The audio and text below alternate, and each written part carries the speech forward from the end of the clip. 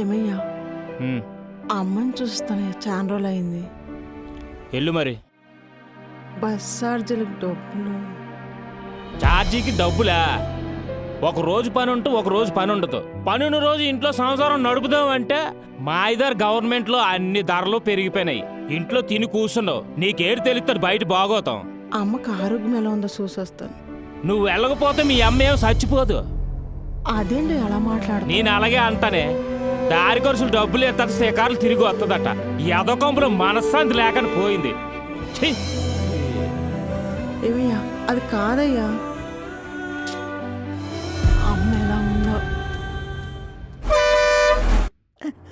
నా కూతురు వస్తుంది.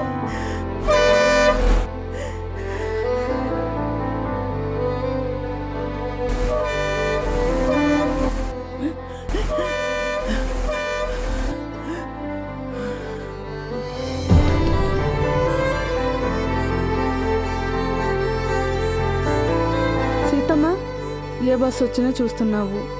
కూతురు రాలేదని బాధపడుతూ వెళ్తున్నావు. కూతురు కోసం ఇంకెన్ని రోజులు ఈ ఎదురు చూపులు? ఇంకొన్ని రోజులే. ఎలా?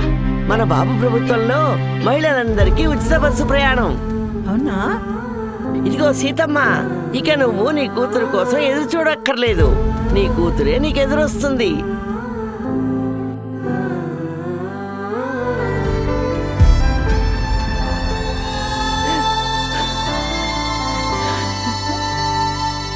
అమ్మా,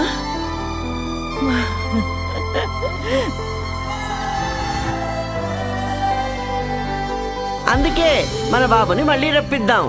కూతుళ్లను మన దగ్గరికి రప్పిస్తున్నా మన బాబునే మళ్ళీ రప్పిద్దాం.